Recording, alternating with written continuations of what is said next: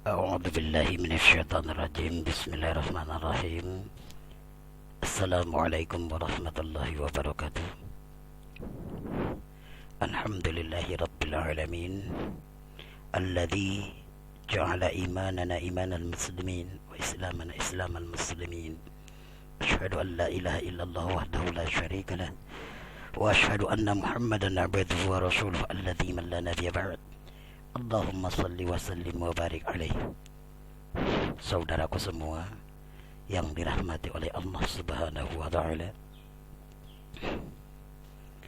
yang pertama, ayo kita mengucapkan rasa syukur kehadirat Allah Subhanahu wa ta'ala, yang mana beliau, yang mana Allah itu adalah segala-galanya dan di atas segala-galanya.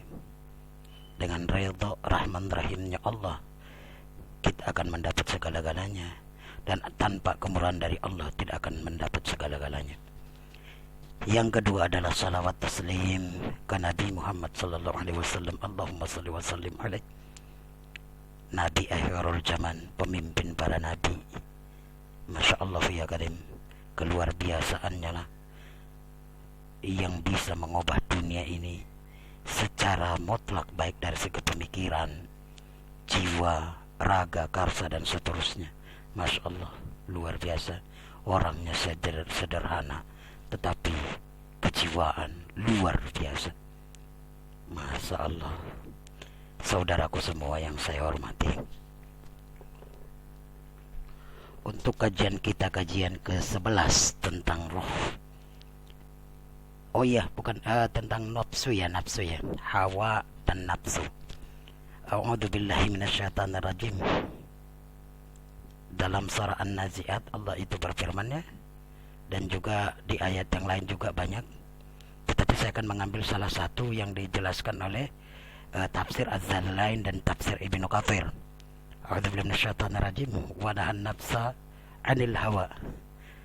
Dan siapa yang telah menahan ia, melarang ia nafsunya daripada hawa, nafsu. Berarti hawa dan nafsu itu ada dua. Ada hawa, ada nafsu. Kalau manusia sekarang menggabungnya jadi hawa nafsu. Tetapi satu persatu kita harus memisahkannya dulu untuk mengenali ciri-cirinya. Kalau di kajian sebelumnya kita belajar tentang bagaimana unsur pada jasad itu. Jasad itu mulai dari sifat cahaya, angin, sifat api, sifat tanah, dan sifat air. Menyatu di dalam jasad tetapi berlawanan di luar dari jasad. Kesepakatan mereka membentuk satu jasad dan akan kembali kepada asal semulanya, baik itu kembalinya secara terpaksa ataupun tidak. Nah, sekarang masalah jiwa. Jiwa itu pun sudah dijelaskan sebelumnya kepada kita semua di pertemuan ke-10 waktu itu. Jiwa itu sifatnya labil, bergelombang. Bahkan Imam Al-Ghazali mengatakan bahwasanya iman itu seperti gelombang, kadang naik dan kadang turun. Ketika naik ingin selalu beribadah, dan ketika turun ingin mengulur-ulur waktu dan bahkan tidak melakukan ibadah. Tetapi orang yang terbiasa beribadah, turunnya pun gelombang tersebut tidak akan jatuh pada keterpurukan yang sangat jauh. Turunnya itu gelombang imannya saat turun, maka ibadahnya akan tetap baik karena dia sudah terbiasa pada pekerjaan yang baik. Al-iman definisi dari kejiwaan menurut Al-Ghazali. Monggo dibuka nanti kitab Ihyaul Ulumuddin. Saudaraku semua, masuk pada tahap hawa dulu. Hawa dan nafsu, wa nahan nafsa 'anil hawa. Di sini Allah memilih kata diksi an. Berarti an itu artinya adalah dari, bukan kata min. Kalau perintahnya di sini wa nahan nafsa minal hawa, berarti hawa itu muncul di pertengahan. Ini sekarang an muncul dari bawah, dari dasar, dari pangkal perjalanan, baru membentuk nafsu. Artinya hawa yang apabila berbalut nafsu atau nafsu berbalut hawa, disitulah manusia jatuh pada tempat yang paling hina sekali. Nah, harus menahan nafsu dari hawa supaya mereka tidak selalu bersama-sama, supaya mereka itu tidak jatuh pada jiwa, pada sifat yang lebih hina dari binatang. Orang yang berhasil memisah keduanya itulah orang yang mutmainnah, yang tenang, yang dapat mardatillah wa rabbuna ghafur. Masya Allah ya karim, mudah-mudahan kita bagian dari situ. Amin Allahumma amin. Saudaraku, apa sih itu hawa? Secara bahasa, hawa itu artinya apa ya? Ada yang mendefinisikan sakotamin atau ulwin. Artinya itu terjatuh dari atas ke bawah. Terjatuh dari atas ke bawah. Ada yang disebut dengan al-mailu. Al-mailu itu maksudnya adalah keinginan atau kesenangan. Itu adalah hawa. Yang ketiga itu adalah hub atau cinta. Monggo nanti di dalam Al-Quran surah Al-Imran ayat 14 dijelaskan. Hawa itu jatuhnya pada definisi ingkatharal. Artinya jatuh atau patah. Artinya orang yang menuruti hawanya sehingga nafsunya tunduk kepada hawa, maka dia akan terjatuh pada kesenangan yang penuh dengan cinta kemudian patah. Kalau digabung definisi hawa itu. Selanjutnya masuk kepada nafsu. Apa sih itu nafsu? Nafsu itu di tiga definisi kita ambil daripadanya. Yang pertama adalah ampusun wa nufusun. Itu disebut dengan jiwa, diri, dan ruh. Tetapi kan ruh yang terpisah dari jiwa. Anfusun wa nufusun. Ini kitab rujukan yang saya akan ambil adalah Tanwirul Qulub Muhammad Amin Al-Qurdi. Bahwa dibuka nanti kitabnya itu Tanwirul Qulub Muhammad Amin, karangan Muhammad Amin Al-Qurdi ya. Di sini dia mengatakan itu yang pertama, nafsu itu adalah anfusun wa nufusun, jiwa atau diri atau ruh. Yang kedua adalah an-nafsiyah, yaitu batin dari kerohanian. Yang ketiga adalah al-aziz atau kemuliaan. Nah, inilah kenapa nafsu itu masih dibarengi kepada nafusun. Karena al-aziz itu bagian dari ruh yang sifatnya itu mulia dan bersih, tidak pernah kotor. Tapi kalau hawa tadi udah bisa kita definisikan bahwasanya ada tiga. Yang pertama adalah sokotamin atau ulwin. Yang kedua adalah al-mailu. Yang ketiga al-hub, terjatuh dari bawah ke atas, dan juga keinginan dan kesenangan, dan yang terakhir adalah patah. Dan sifat pada hawa itu adalah al-inkithar, ingkasaral, artinya jatuh atau patah. Sementara sifat pada nafsu itu ada sebenarnya adalah al-idh atau suci. Memang dahulu ketika Allah menciptakan nafsu itu, dia membantah, man ana, kata Allah, antar anta wa anta ana wa ana. Dia membantah sampai dicelupkan ke neraka, kemudian diangkat lagi, ditanya lagi, dia masih membantah, dicelupkan lagi, kemudian diangkat lagi, sampai 3 kali baru anta rabbi wa ana baduk, jawab nafsu. Nah, setelah dia mengakui itu, nafsu ini sifatnya jadi ada al-idh, mulia. Makanya ada istilah nafsu yang baik. Artinya nafsu yang dipisah dari hawa. Masya Allah ya Karim. Dalil-dalilnya monggo nanti dibuka itu, bahkan termasuk dalam surah An-Najiat. Nah, selanjutnya Imam As-Sahal mengatakan memisah atau mengkunci hawa supaya tidak bareng dengan nafsu itu adalah kuncinya surga terbuka. Itu yang kedua, itu pendapat dari Imam Sahal.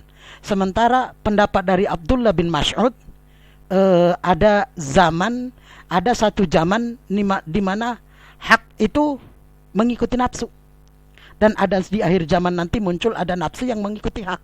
Nah, disinilah ketika manusia itu pada letaknya yang salah.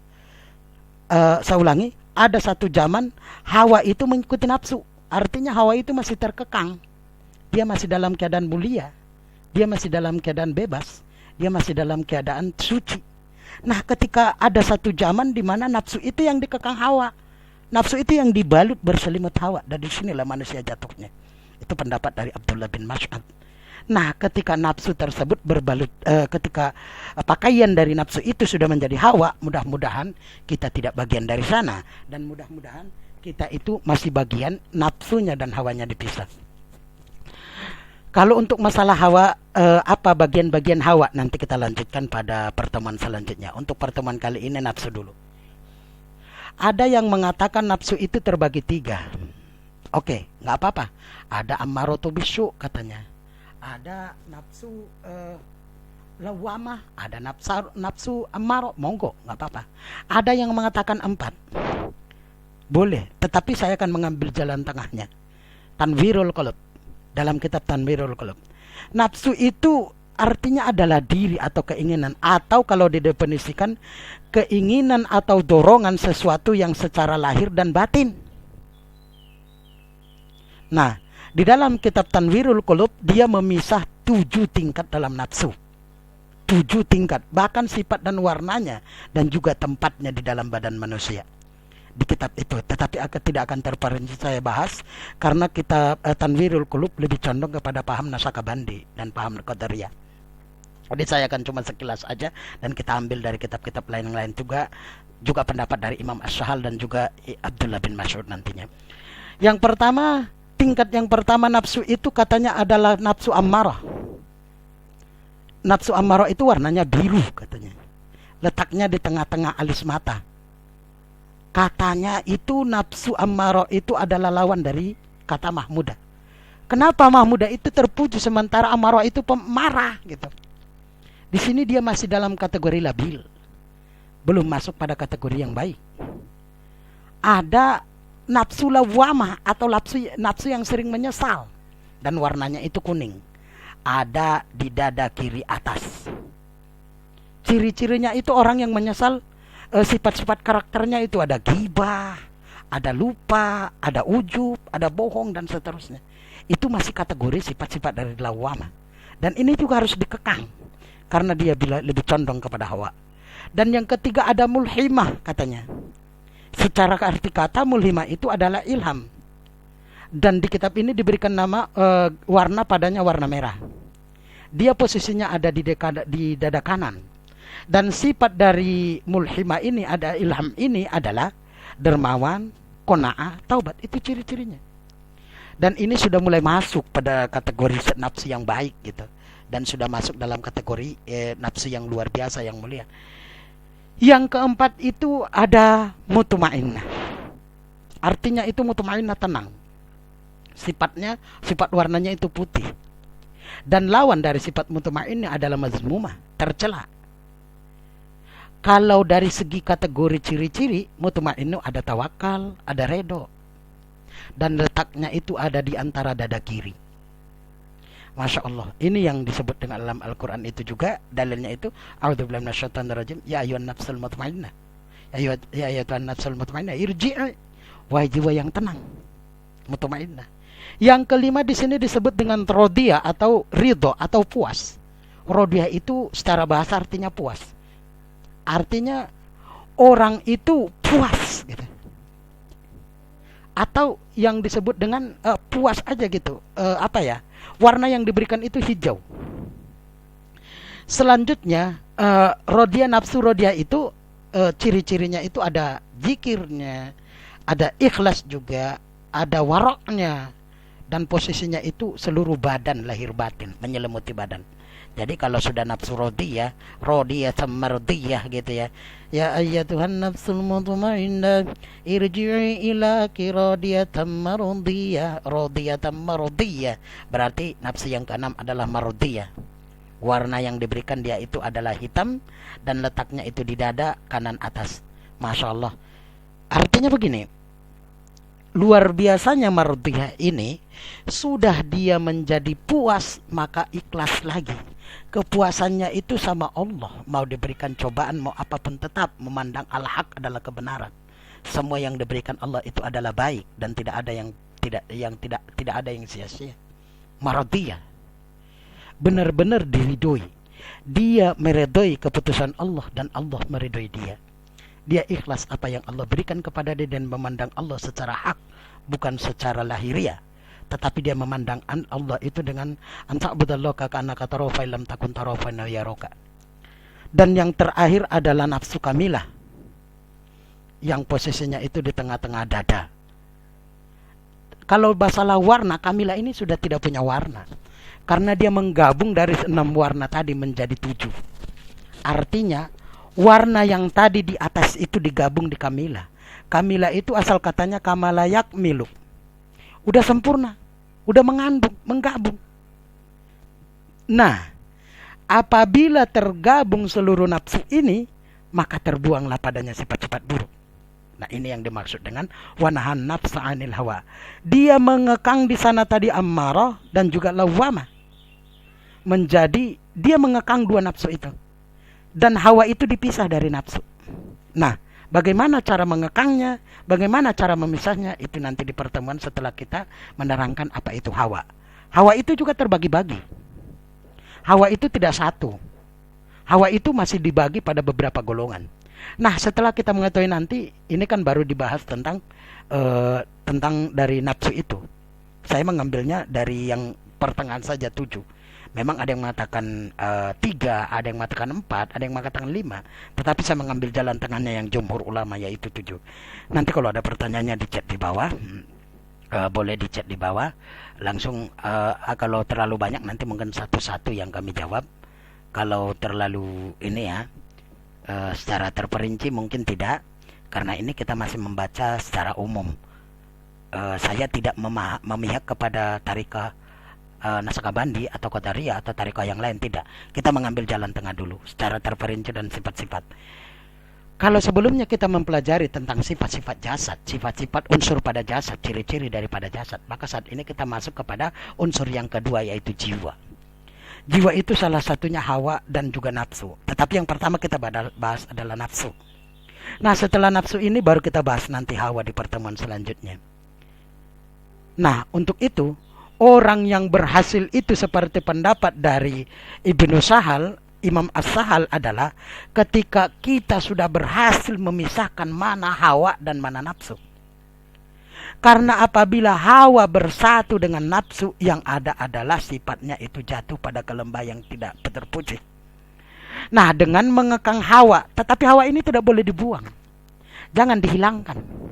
Karena manusia itu memiliki 3 sifat. Yang pertama adalah rububiyah, yang kedua adalah insaniyah, yang ketiga adalah hayawaniyah. Rububiyah itu artinya adalah sifat-sifat ketuhanan. Insaniyah itu adalah sifat-sifat kemanusiaan, dan hayawaniyah adalah sifat-sifat kebinatangan. Artinya hawa ini tidak boleh dibuang. Kalau hawa ini dibuang, maka hilanglah identitasnya sebagai manusia. Kalau hawa ini terlalu kuat, maka dia akan menjadi nafsu hayawaniyah atau binatang. Nah, cuma dengan mengekang nafsu ini pada tempatnya, pada koridor, pada takarannya, disinilah kebaikan daripada itu semua. Makanya sebelum kita jelaskan, kita masukkan bagaimana cara mengekang hawa, kira-kira hawa yang ini apa lawannya, hawa yang ini apa lawannya. Nah, itu nanti kita jelaskan di belakang. Nah, sekarang saat ini untuk nafsu dulu. Nah, nafsu yang tadi udah kita jelaskan secara menengah. Boleh dilihat kepada layar panah-panahnya itu semua. Panah-panah dari nafsu itu perkembangannya dari warnanya. Di sini antum bisa lihat ini gambar dari manusia itu sendiri. Yang pertama tadi lawama itu ada di dada kiri atas itu. Nah, ini warna kuning. Di sini posisinya. Di sini nih orang-orang yang sering menyesal letaknya di sini. Bagaimana memecahkan itu agar orang itu tidak menyesal? Nanti itu di belakang. Ada nafsu ammarah yang warnanya biru ini nih, yang di tengah alis di sini. Di tengah 2 alis ini nih. Yang lawannya mahmudah. Artinya kadang-kadang di sini bagaimana cara memecah tersebut? Oh, itu nanti kita bahas di belakang. Nah, sekarang ciri-cirinya dulu. Ini antum bisa pahami dari bisa dilihat dari layar, dari monitor ya. Gambar-gambarnya itu. Dari posisi badan ini, tolong diperhatikan secara terperinci. Ini gambar manusianya, dan ini letak-letaknya, dan ini huruf hijaiyahnya yang bertempat di sini. Dan ini zikir yang ada di situ. Bagaimana cara pertentangan warna itu, bulatan yang itu dengan yang huruf hijaiyah di sana? Nah, itu nanti kita pahami. Apabila ada, bagaimana cara hawa masuk ke dalam nafsu itu nanti. Bagaimana kesepakatan antara hawa dan nafsu? Bagaimana cara mereka bekerja? Dan bagaimana cara hawa mengalahkan nafsu?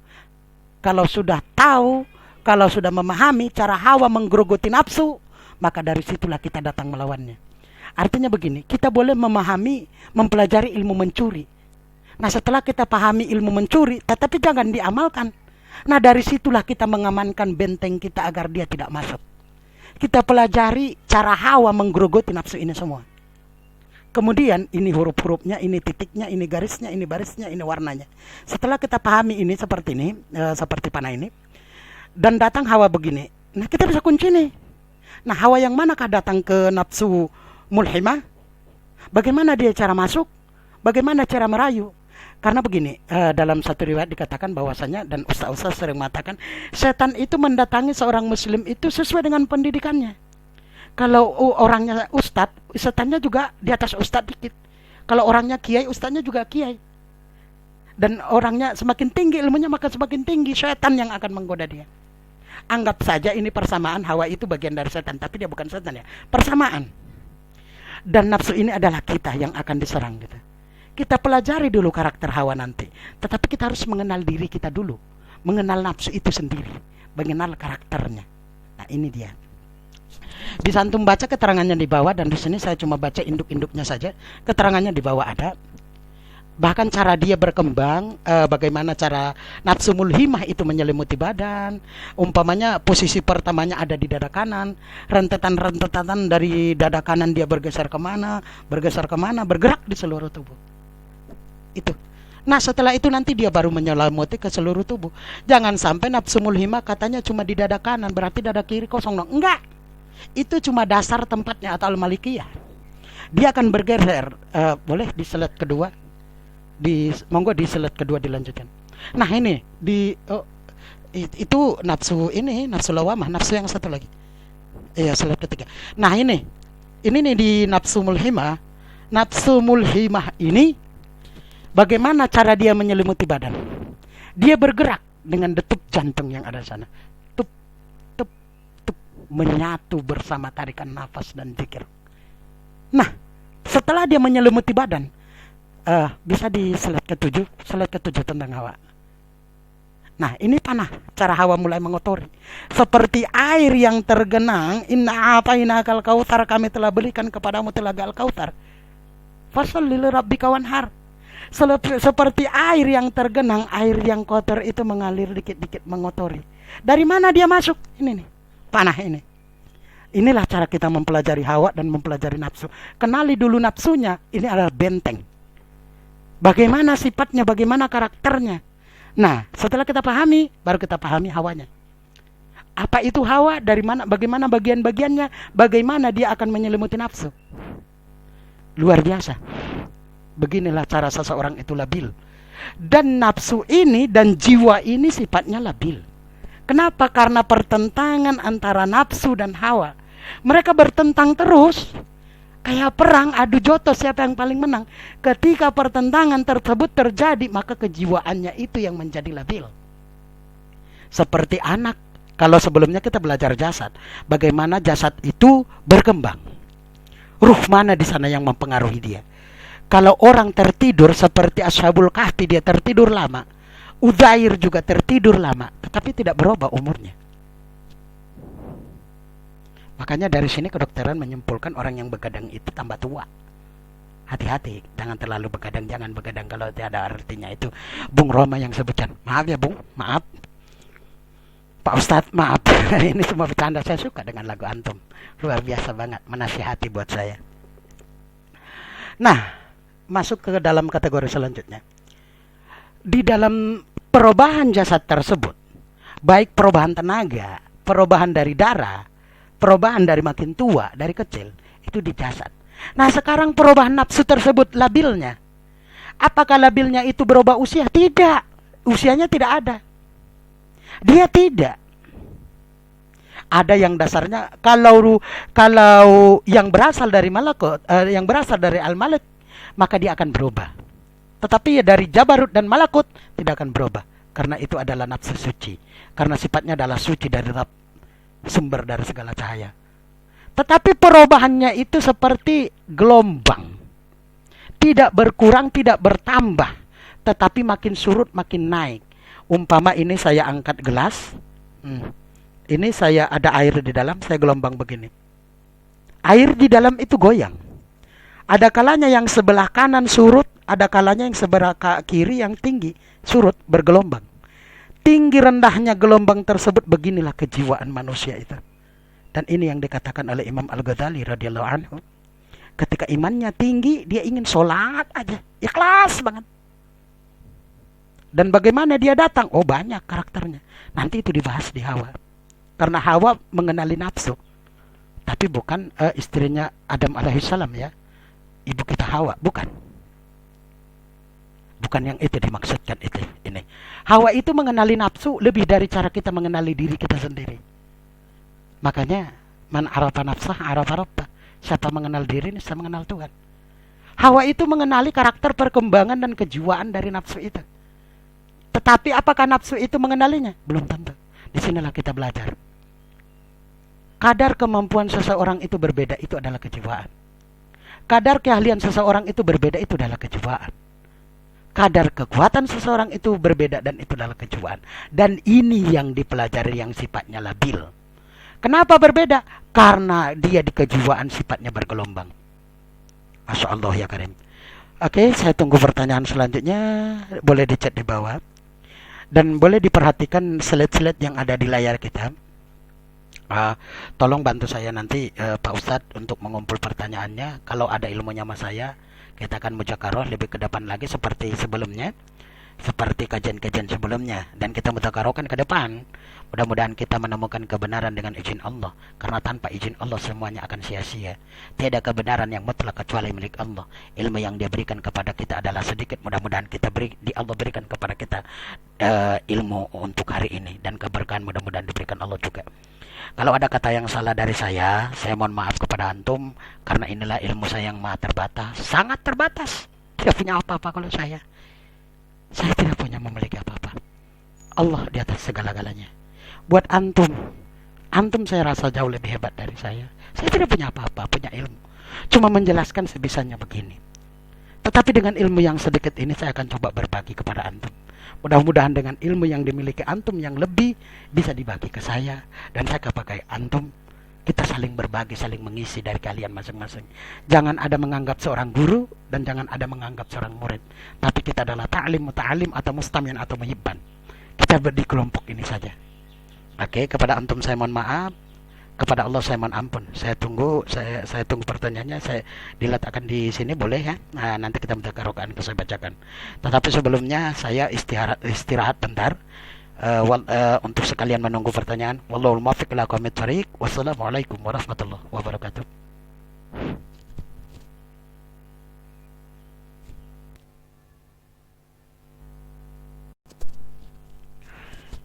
A'udzu billahi minasyaitonir rajim. Bismillahirrahmanirrahim. Assalamualaikum warahmatullahi wabarakatuh. Alhamdulillahi rabbil alamin. Alladzi ja'ala imanana imanal muslimin wa islamana islamal muslimin. Asyhadu an la ilaha illallah wahdahu la syarika lah wa asyhadu anna Muhammadan